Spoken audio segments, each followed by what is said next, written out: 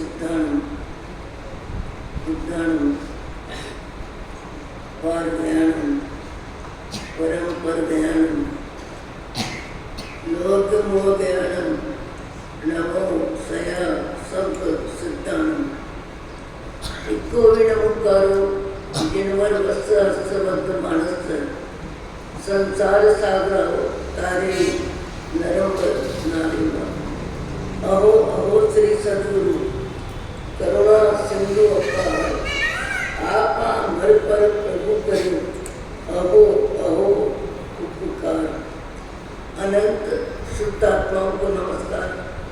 शुद्धात्मा स्वरूप प्राप्ति का लक्ष्य जिनका बन चुका प्रयत्नशील उन सभी साधकों को नमन नमन नमन। प्रभु परमात्मा देवादिदेव भगवान महावीर स्वामी के शासन में राजस्थान की धरती कोटा शहर दानवाड़ी दादावाड़ी परिसर में सत्संग और स्वाध्याय के माहौल में अपने ही चेतन चिदानंद को जागृत करने के लिए आए दिन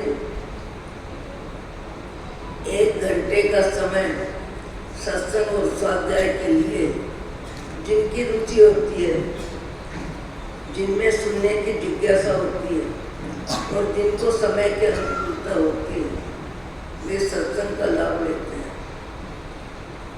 सत्संग एक ऐसा क्षेत्र है जिसमें व्यक्ति अपने जीवन के बारे में ठीक से विचार कर सकता है, सोच सकता है, समझ सकता है। अपनी बुराई और अपनी अच्छाई दोनों का योग संयोग, अपने बारे में सोचना,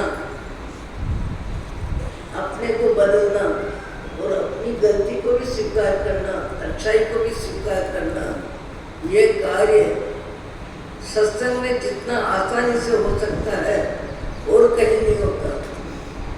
और कहीं नहीं होता इसलिए यदि मैं किसी को गलती बताती हूँ, आप किसी को गलती बताते हैं, तो गलती बताने पर गलती का विचार व्यक्ति कब करता है और गलती बताने वाले की ही गलती की लिस्ट उसके दिल दिमाग में आ जाती है।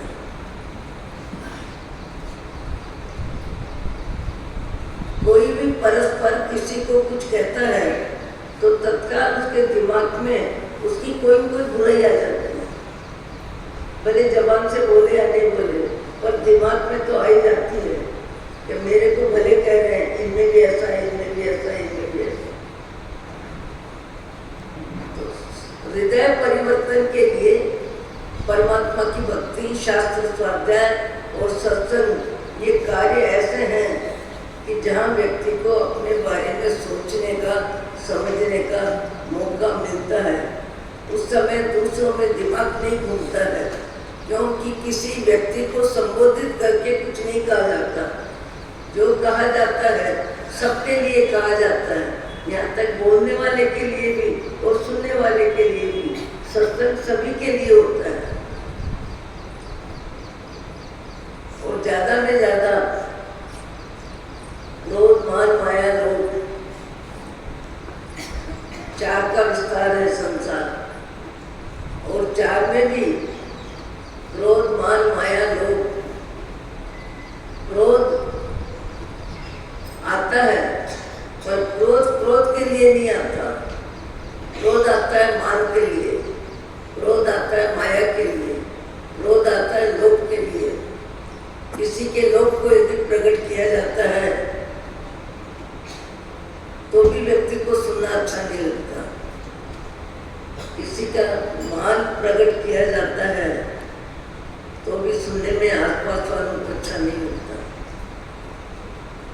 क्रोध के लिए नहीं आता, क्रोध मान भंग होता है, माया प्रकट होती है।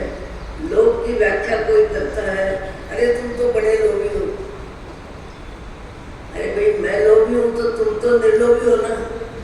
तत्काल व्यक्ति विचार देगा, बोलेगा नहीं तो मन में तो आ जाएगा। और कभी कभी तो व्यक्ति बोल के सामने वाले की बेइज्जती भी कर देता है। कई व्यक्ति परिस्थिति को पचाते हैं, कई व्यक्ति परिस्थिति को समय आने पर प्रकट करते हैं, कई व्यक्ति काफी समय तक किसी के कड़वे कठोर रूखे तीखे शब्द को लंबे समय तक गुप्त रख लेते हैं, मौका आने पर तीर फेंकते हैं। कुछ व्यक्ति ऐसे होते हैं कि तत्काल किसी की गलती के बारे में बोलना हो तो तत्काल गलती प्रकट कर देते हैं और प्रकट ऐसे समय कर देते हैं जिस समय प्रकट नहीं करनी चाहिए। स्थान, समय, व्यक्ति, व्यवस्था, कौन खड़ा है, क्या खड़ा है, इसका विचार भी नहीं करता। और विचार नहीं करने से और ज्यादा व्यक्ति सुनने वाला दुखी हो जाता है और क्लेश के वातावरण का माहौल भी बन सकता है। उस समय नहीं तो कुछ समय के बाद बन जाएगा। इसलिए व्यक्ति को क्रोध की अभिव्यक्ति में भी समय स्थान देखना चाहिए। क्रोध की अभिव्यक्ति में बहुत सी चीजें देखनी चाहिए। जैसे कोई बहू है और उसकी मजाक में भी गलती बता रहे हैं, ये तो काम जल्दी करते हैं पर सफाई का नहीं होता, काम फैला देते हैं समेटना नहीं आता, रसोई अच्छी बनाते हैं पर सामान जरूरत से ज्यादा लगा देते हैं, कुछ भी कह दो। अब ऐसे समय में उसके पीहर पक्ष का कोई व्यक्ति है, चाहे बहन है, चाहे सहेली है या भाभी है, तो सुनने वाले को बर्दाश्त नहीं होगा। बर्दाश्त करना पड़े अलग बात है, पर बर्दाश्त नहीं होता है। आपको वे बातें आपको कब कही, अरे क्रोध मान माया लोग ही तो हमारा करमबंधन करवाता है, और इसे ही तो समझना है। अपनी गलती सुधारना और दूसरों की गलती को तत्काल पचाना, अपनी गलती को सुधारना और दूसरे की गलती को तत्काल पचाना। तत्काल पचाने पर बात लंबी नहीं होती। तत्काल पचाने पर कौन खड़ा है, किसके सामने बोलना, किसके सामने नहीं बोलना। किसी सास को आप कुछ कह रहे हो, आप ससुर हो, पर जवाई खड़ा है, भाई खड़ा है, बहनों खड़ा है, ऐसे कोई भी रिश्तेदार जब खड़े होते हैं तो रिश्तों में भी व्यक्ति अपनी अच्छाई सुनना चाहता है।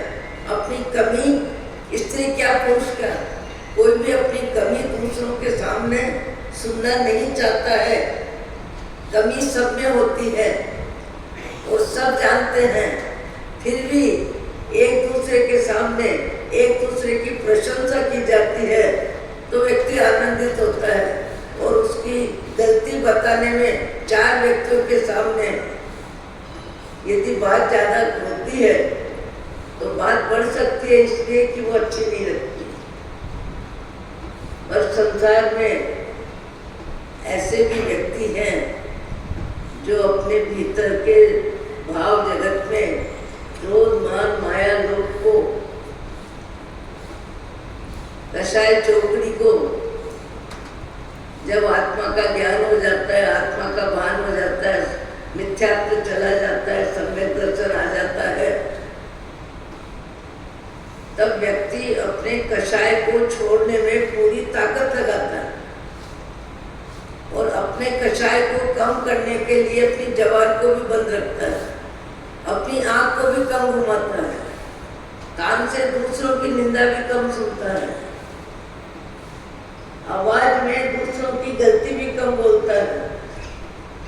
ऐसे व्यक्ति वो होते हैं जिनको अपने भीतर में क्रोध मान माया लोभ का प्रमाण दिखता है और उस प्रमाण को कम करना है। तो कम करना है तो पहले स्वयं सुधरने की बात करता है।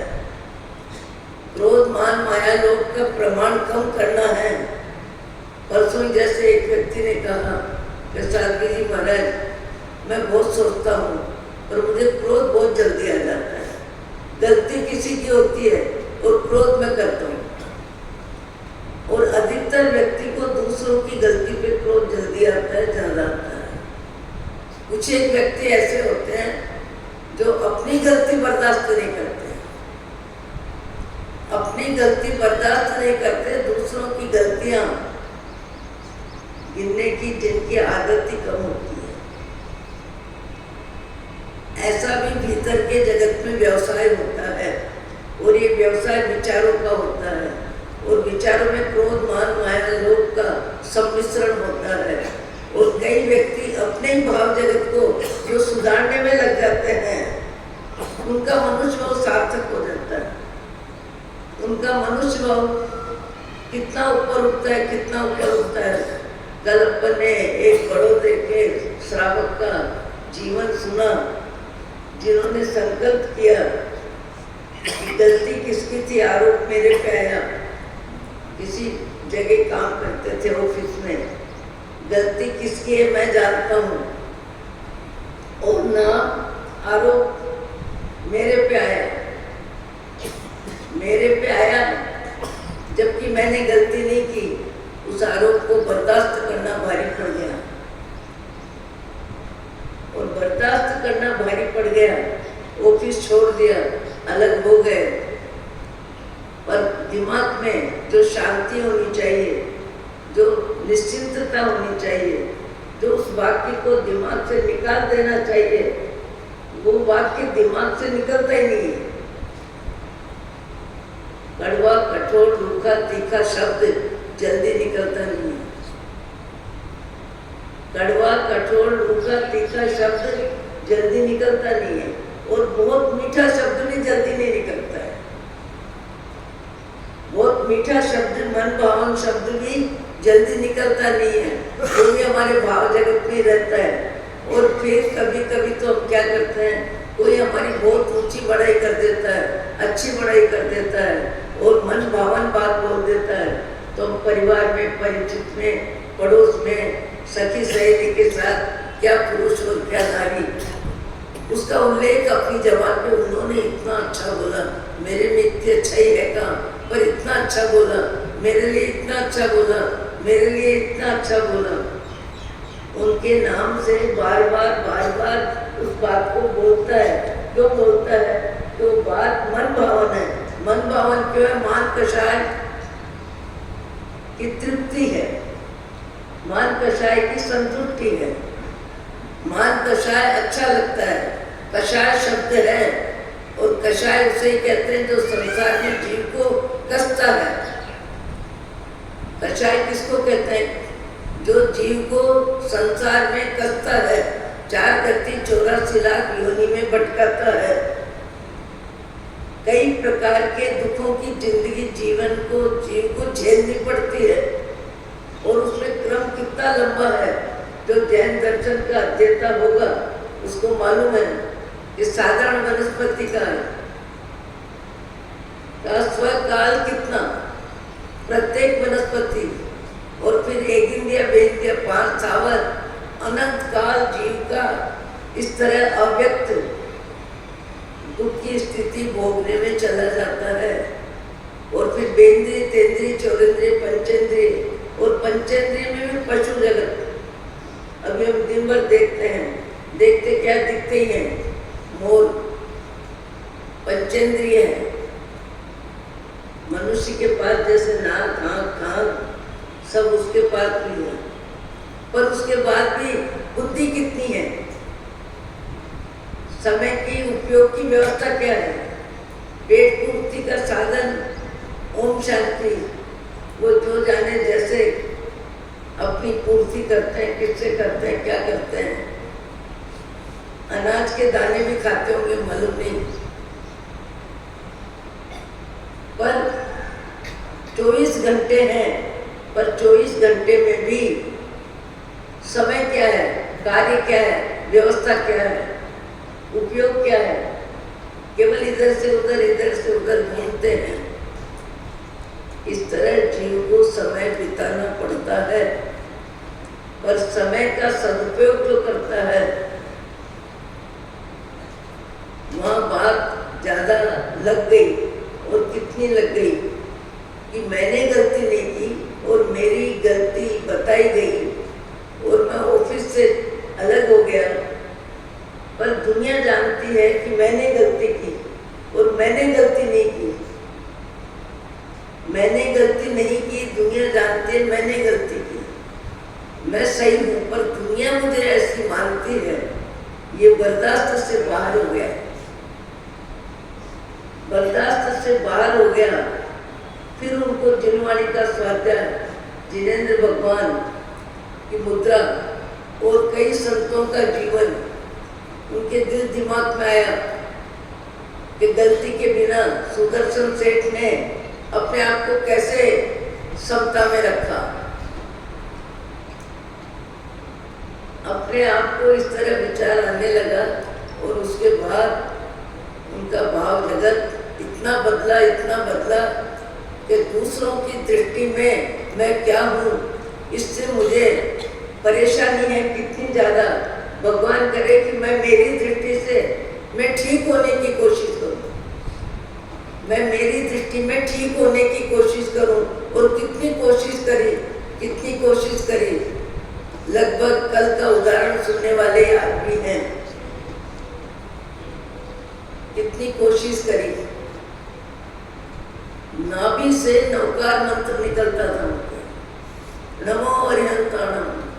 ऐसा लगता था कितनी मिठास है शब्द बोलने में, भगवान के प्रति नवकार मंत्र में समस्त विश्व की आत्माएं आ जाती है।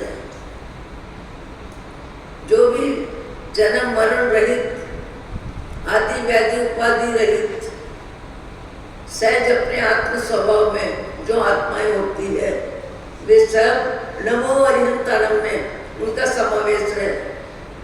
नमो अरिहंताणम एक शब्द बोलने में अनंत शुद्ध आत्माओं को नमस्कार होता है।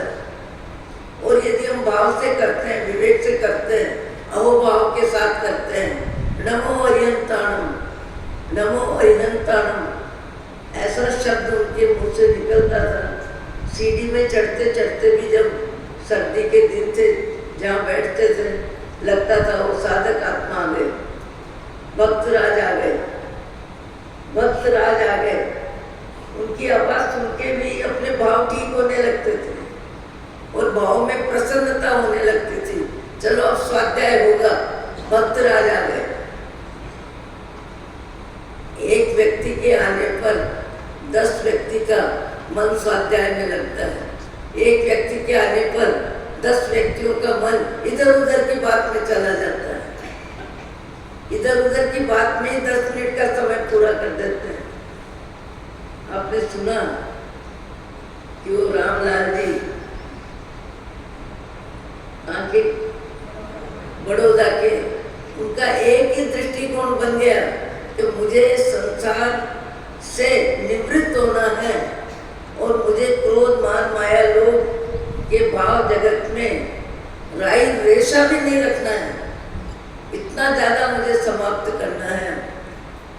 कल आपने सुना कहाँ चाय पी, कप प्लेट धोई और 4 रोटी पास से ली और 2 कप चाय के लेके पेट पूर्ति करके पूरे दिन सामायिक और स्वाध्याय, सामायिक और स्वाध्याय, सामायिक और स्वाध्याय। न तो हजामत बनवाते हैं, न कपड़े बदलते हैं ज्यादा, तो दिखने में ऐसे दिखते हैं बेचारा बापड़ा, बेचारा बापड़ा। धर्मशाला में भी कहीं जाते हैं तो जल्दी उनको जगह नहीं मिलती, बाहर ही कहीं कहीं सोना पड़ता है। यानी कोई भी व्यक्ति उनका अपमान करे, कोई भी व्यक्ति उनका अपमान करे, कुछ भी बोल दे, ऐसे ही उन्होंने अपने भाव जगत में, बाह्य जगत को इतना राम राम किया, इतना राम राम किया कि मुझे अपने में आराम करने में आनंद आएगा। पर कब, जब बाह्य जगत से मेरे को मान हानि पूरी तरह बर्दाश्त करूंगा, पूरी मान हानि बर्दाश्त करूंगा। इतना कमाल किया, इतना कमाल किया, क्योंकि शारीरिक स्थिति ऐसी है कि कोई उनको धर्मशाला में प्रवेश भी नहीं करना चाहिए, तो बाहर ही लेट जाए। और चलते चलते चलते जहाँ बच्चों का आश्रम है जहाँ बच्चों का आश्रम है, और बच्चों का आश्रम भी रूखी रोटी, उबली सब्जी, सरकारी व्यवस्था, और ऐसी व्यवस्था जहाँ है वहाँ तक पहुँच गए, वहाँ तक पहुँच गए। ये जिंदगी अभी की है, और वहाँ तक पहुँच के ऐसी जगह विश्राम ले लिया जहाँ थोड़ा सी जमीन है, बरामदा है, और वहाँ अपना आसन बिछाया, नवकार मंत्र की माला और स्वाध्याय की पुस्तक, 3 चीज में मन लगाया, इतना लगाया। हमारे जैसे भी लगभग पहुँचते पहुँचते वहाँ तक कोई 25 किलोमीटर दूर हो गए। मैंने कहा रामलाल जी यहाँ कहीं मिलेंगे क्या? रामलाल जी कहीं मिलेंगे क्या? हमको रामलाल जी से मिलना है। किसी ने बता भी दिया। ये कौन सा प्रांत था मुझे याद नहीं आना, शिवपुरी नहीं, सिरोही, शिवगंज सिरोही के पास। अब देखो, एक साथी जी बार बार कह रहे हैं कोई बताओ, किसी को जानकारी है, हमको रामलाल जी से मिलना है। रामलाल जी नाम है, बाकी कोई कहता है हम तो नहीं पहचानते। एक बाबा तो आया था, ऐसा वृद्ध व्यक्ति था, ऐसा था, वैसा था। अरे मैंने कहा उनसे मिलना, उनसे मिलना, आपको मिलना। मैंने कहा आपको मिलना।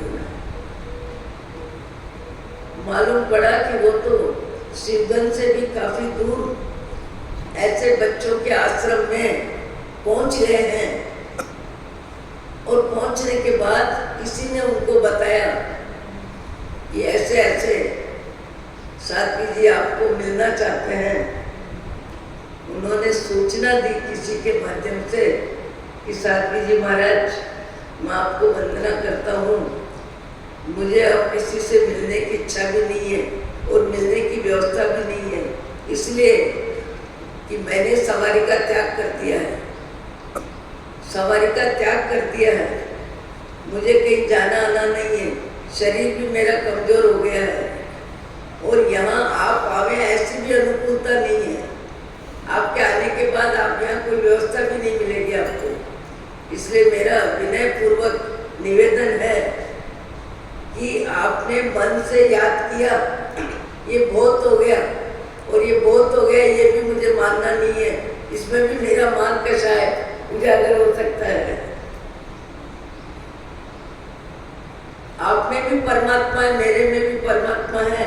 आप भी परमात्मा प्राप्त करने का पुरुषार्थ करें, और मुझे भी आशीर्वाद है कि इस भाव में मैं परमात्मा को प्राप्त करने में निकटतम, परमात्मा के निकटतम पहुंच जाऊं, परमात्मा के निकटतम पहुंच जाऊं। कैसा व्यक्ति, आंखों देखा व्यक्ति। किसी किसी का भाव जगत कितना बदलता है, कितना बदलता है, कैसे बदलता है, कैसे भवी जीव होंगे, और मोक्ष मार्ग के लिए उनकी पात्रता कितनी होगी, कैसी होगी। व्यक्ति वही है, समाज है, परिवार है, रहन सहन है, खान पान है।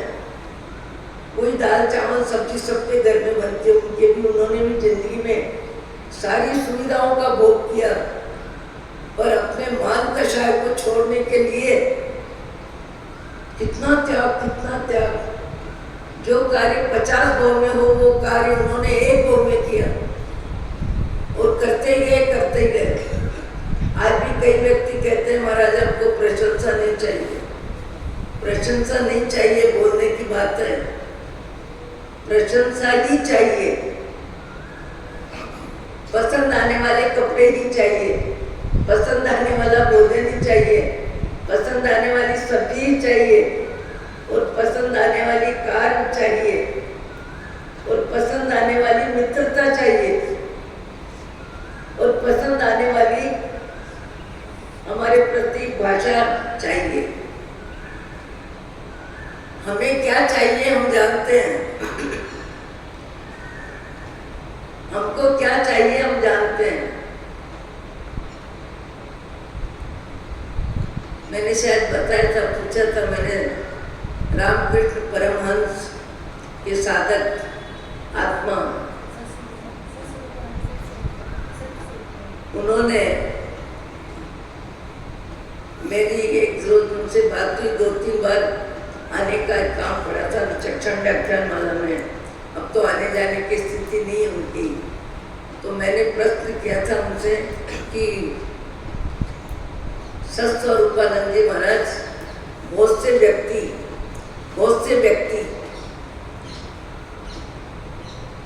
जीवन में ये भाषा बोलते हैं, हमको सम्मान नहीं चाहिए, हमको सम्मान नहीं चाहिए, हमको सम्मान नहीं चाहिए।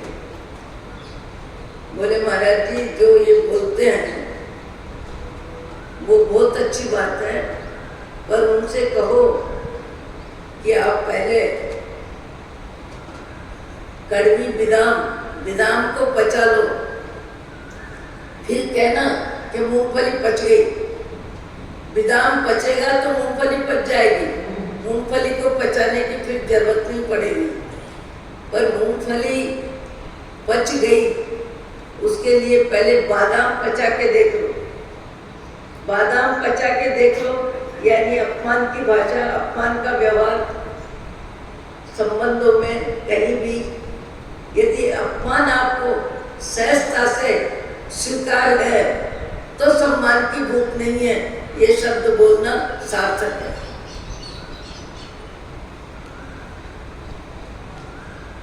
आप हम सब अपने में झांकें तो मालूम पड़ेगा कि हमको जीवन में सबसे ज्यादा मान कषाय की व्यवस्था चाहिए। मनुष्य भाव में सबसे ज्यादा मान कषाय, देवों में सबसे ज्यादा लोक कषाय और पशुओं में सबसे ज्यादा माया और नरक में सबसे ज्यादा क्रोध। अपन मनुष्य शरीर में है तो अपन तो अपनी बात ज्यादा करें, तो मनुष्य भाव में हमें मान कषाय की अभिवृद्धि करने में रुचि है कि मान कषाय कम करने में रुचि है। खाने में, पीने में, बोलने में, बैठने में, आने में, जाने में, कमाने में, कार्यक्रमों में, सम्मान सुविधा लेने में, हर चीज में मनुष्य भाव में मान कषाय का महत्व सबसे ज्यादा है। और वो महत्व अपनी आत्मा के लिए कषाय है। आप कहोगे संसार में सब तरह के कार्य होते हैं, एक दूसरे से बढ़ के कार्य करते हैं, उनको प्रोत्साहन देना ही पड़ता है, उनको महत्व देना ही पड़ता है, देना पड़ता है, वो गलत नहीं है। जो सम्मान लेता है उसकी आत्मा की निर्मलता बढ़े, इसके लिए विचार है। सम्मान देना का अपराध है, सम्मान लेना भी व्यवहार है, पर सम्मान का भाव जगत में असर क्या है, खास करके देखना तो वो है और उसको ही कम करना है। वो जब तक कम नहीं होगा हमारा जीवन ये तो बीत जाएगा, ये तो बीत जाएगा। कितना है 70-80 जिनके आ गए उनके तो जाने के बाजे कभी भी बच सकते हैं, और ऐसे तो जाने के बाजे किसी भी उम्र में कहीं से भी कभी भी, दिन में, रात में, प्लेन में, कहीं से व्यक्ति चला जाता है। घर की चाबी उसके पास रहती है, पूरा घर बाहर रहता है, ट्रेन में चला जाता है। हकीकत है वही है। अब ऐसे व्यक्ति का भाव जगत श्रवण करने के बाद अपने भाव जगत को बात छोटी छोटी बातों में, रीति में, रिवाज में, खाने में, पीने में, आने में, जाने में, एक दूसरे का संबंध में हम छोटी छोटी बातों में मान कषाय की व्यवस्था को महत्व देते हैं। छोटी छोटी बातों में मान कषाय को महत्व देते हैं। एक बहन कहती है, सत्संग में मिले, देखा उन्होंने मेरे को, मेरे से बात ही नहीं करी। अब कितना सामान्य व्यवहार भी व्यक्ति को जरूरी लगता है और जरूरी व्यवहार करते भी हैं, पर यदि किसी वजह से वो व्यवहार नहीं होता है, वो व्यवहार नहीं होता है, तो तत्काल दिमाग में बात आ जाती है, मिले और बात नहीं करी, मिले और देखा नहीं, मिले और मुस्कुराए नहीं। कितनी सामान्य बात, कितनी सामान्य बात, कितनी सामान्य बात। और इतनी सामान्य बात में भी हमारा दिल दिमाग काम करता है। और कई व्यक्ति ऐसे भी होते हैं जो अपनी समय की सीमा, वाक शक्ति, दिमाग की शक्ति जरूरत में सहजता से उपयोग करते हैं और बिना जरूरत अपनी शक्ति को मौन रखते हैं। जैसे मैंने बताया था एक रोज जसूबाई का, उनका एक पॉइंट और महत्वपूर्ण था, एक पॉइंट और महत्वपूर्ण था। वो शायद 60 वर्ष जिनको आ गए उनके लिए वो वाक्य बहुत महत्वपूर्ण है। यदि उनकी परिवार में मुख्य भूमिका है और उन्हीं को जीवन में सारी व्यवस्था देनी है तो अलग बात है। मैंने कहा जसूबाई, आप अपने जीवन में बहुत कम बोलते हैं। बोले बहुत कम बोलता हूँ, ज़्यादा में ज़्यादा अपने से बोलता हूँ। मैं आत्मा हूँ, मैं आत्मा हूँ, मैं आत्मा हूँ, मैं आत्मा हूँ। मैं अपने से ज़्यादा बात करता हूँ। तो परिवार में बोले सब पढ़े लिखे हैं, सब बड़ी उम्र के हैं, सबको समझ है, सबकी समझ है। समझ में आज के ज़माने में लगभग कोई नादान नहीं है। तो फिर आप बड़े हो, कुछ कहना तो पड़ता है, कहना पड़ता है तो कहता हूँ। मैंने कहा कैसे? बोले मैं अपने आप को डिक्शनरी बना के रखता हूँ, अपने आप को डिक्शनरी बना के रखता हूँ। डिक्शनरी में सब अर्थ होता है। जब कोई को जरूरत होती है तो डिक्शनरी खोल लेता है, डिक्शनरी खोल लेता है और देख लेता है। जब किसी को मेरी जरूरत होती है तो मैं डिक्शनरी की तरह जवाब देता हूँ। देखो व्यक्ति का दिमाग है कि मेरी उम्र ज़्यादा आ गई और सब पढ़े लिखे हैं, सब बुद्धिमान हैं, तो मैं बिना जरूरत क्यों सलाह दूँ? बिना जरूरत बोलने का अर्थ क्या? और मेरी भाषा की अवहेलना होती है और कोई कहता है बस बस। तो बोले मेरा नियम है कि मैं अपने आप को डिक्शनरी बना के चलता हूँ। घर परिवार में, जवाबदारी में, जहाँ मेरी जरूरत हो, कोई मेरे से सलाह ले तो आत्मीयता से देता हूँ, प्रेम से देता हूँ, प्रसन्नता से देता हूँ। पर किसी को मेरी आवाज़ की जरूरत ही नहीं है तो वहाँ मैं अपने आप को दादागिरी करके भगवान का नाम लेने की उम्र में दूसरों की पंचायती में जबान को क्यों खोलूं? वो तो कैसे कैसे व्यक्ति हैं। आज आपकी यहाँ सभा में भी कुछ एक व्यक्ति ऐसे होंगे जो अपने आप को डिक्शनरी बना के चलते हैं।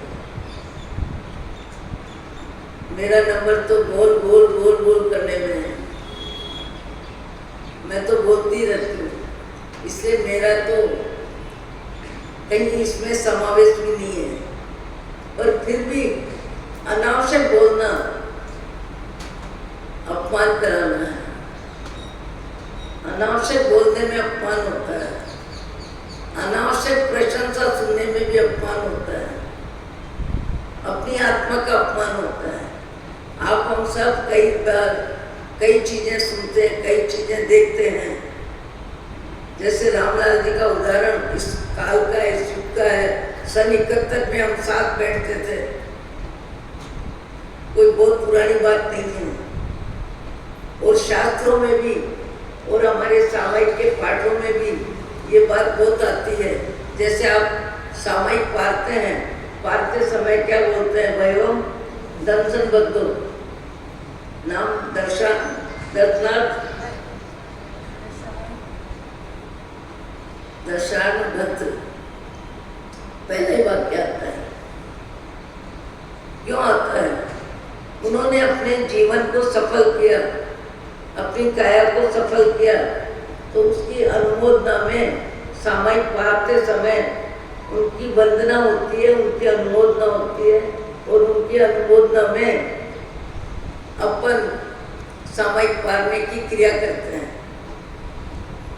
वयम दंसन बद्धो, दशाण भद्र राजा, बहुत बड़ा राजा, परमात्मा का भक्त, वीतराग के प्रति अनन्य अहोभाव, अनन्य प्रेम, जगत में रह के भी जो परमात्मा को सर्वोपरि मानता है।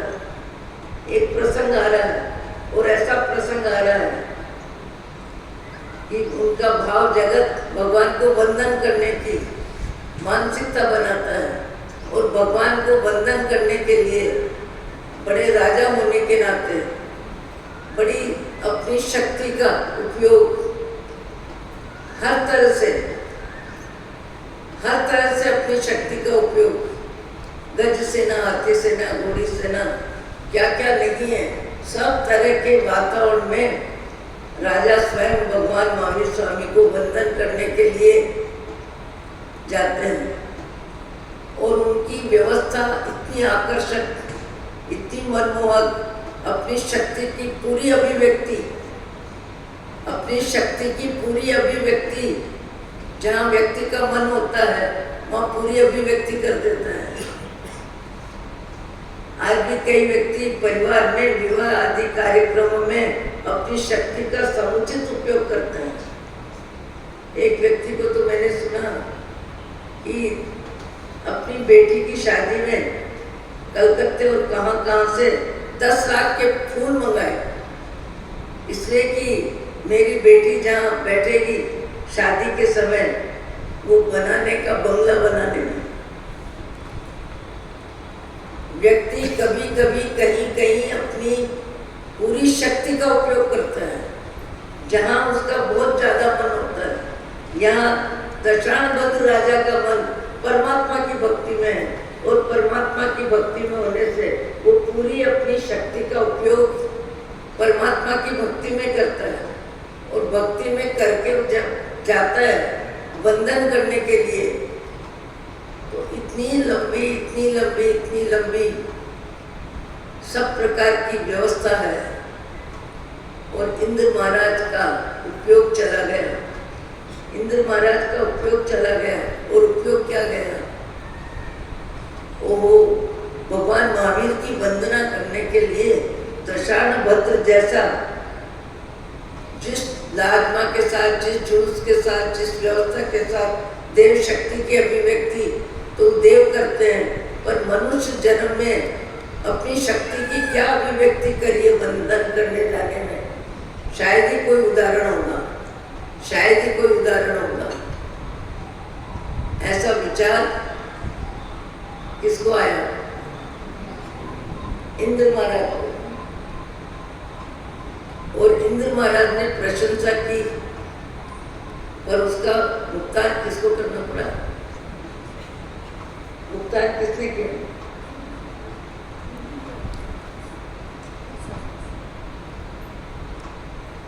यानी इंद्र महाराज एक राजा की भक्ति में अनुमोदना का माहौल इतना बनता है, पर पहले दशाणभद्र स्वयं भी अपनी शक्ति की अभिव्यक्ति को अपनी आंखों से बार बार देखते हैं, बार बार देख के खुश होते हैं कि ऐसी वंदना, ऐसी शक्ति की अभिव्यक्ति में भगवान की वंदना किसने की होगी? अपने कार्य की अनुमोदना, अपने कार्य की प्रशंसा। व्यक्ति क्या कहता है? आज तो मेरे यहाँ भोजन में 1000 आदमी आए, अरे बड़े बड़े सेठ भी आए, राजाधिराज तो नहीं, पर कौन से सरकारी ऑफिसर भी आए, वो भी आए। कार्यक्रम बहुत अच्छा हुआ, बहुत मनभावन हुआ, सबने बहुत प्रशंसा की, सबको बहुत अच्छा लगा। ये सुन के व्यक्ति को श्रेय की खुशी होती है। कि मेरा परिश्रम सफल हो गया। यहाँ दशानभद्र राजा को ये भाव बन रहे हैं कि ऐसी सवारी के साथ भगवान की वंदना करने कौन आया होगा, कौन आया होगा। इंद्र महाराज ने अनुभव किया कि शक्ति की अभिव्यक्ति में कोई कमी नहीं है, पर भाव जगत में अपनी शक्ति का एहसास है। और एहसास एक बता रहा है कि ऐसी भक्ति किसने की होगी। यहाँ इंद्र महाराज सोच रहे हैं दूध का भरा भगोना है, पर उसमें मान कषाय की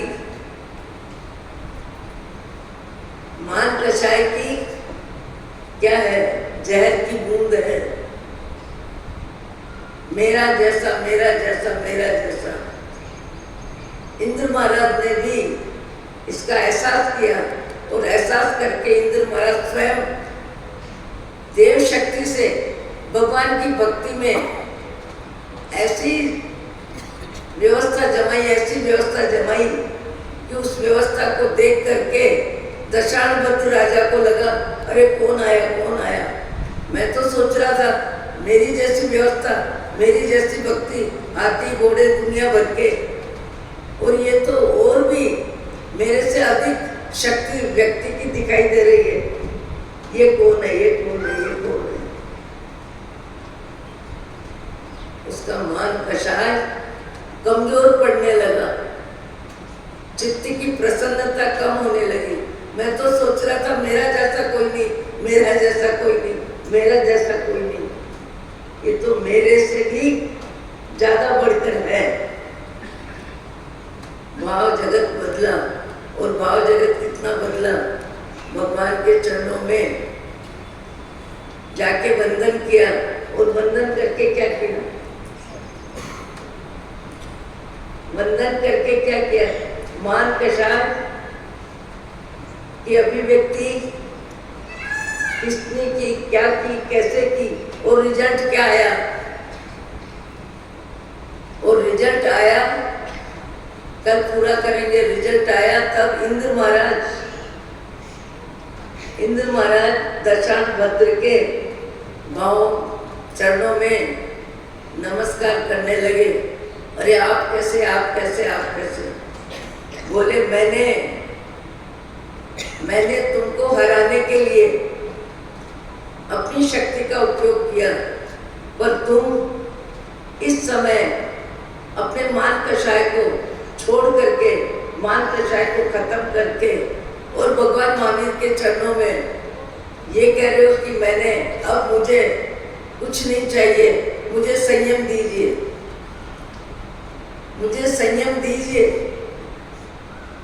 तो मैंने देव शक्ति से अभी तक तुमको हरा दिया, पर इस समय जो तुम्हारा भाव बना है मुनि जीवन ग्रहण करने का, यहाँ आते मेरी हार है, क्योंकि मेरी ताकत के बाहर की बात है।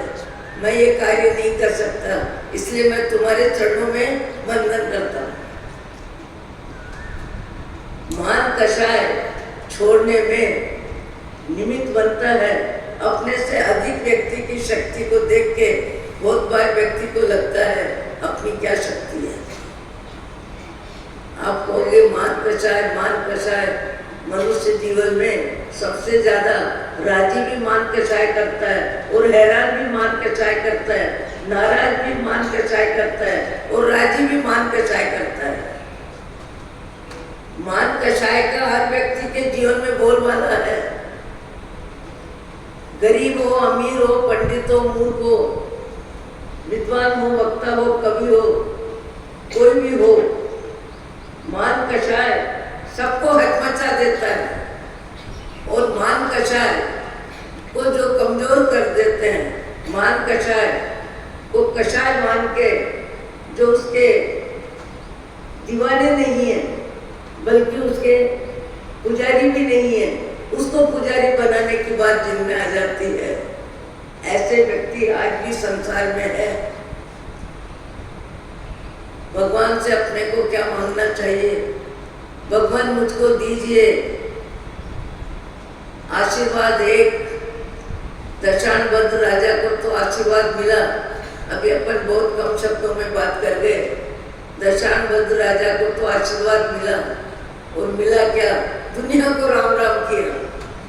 धन, धरती, पद, पैसा, परिवार, सबको राम राम किया, और सबको राम राम करके भगवान को कहा कि सामने से आने वाली सवारी ने मेरे मान के शाय को पानी पानी कर दिया है, इसलिए मुझे अब संसार में नहीं रहना है, मुझे तो आत्म कल्याण का मार्ग पकड़ के मुनि जीवन में प्रवेश करना है। आप हम कम से कम इतना तो कोशिश करें, प्रभु और मुझको दीजिए, प्रभु और मुझको दीजिए आशीर्वाद एक, माँ लक्ष्मी की गोद में सो न जाए विवेक। भगवान मुझको दीजिए आशीर्वाद एक, माँ लक्ष्मी की गोद में सो न जाए विवेक। अहो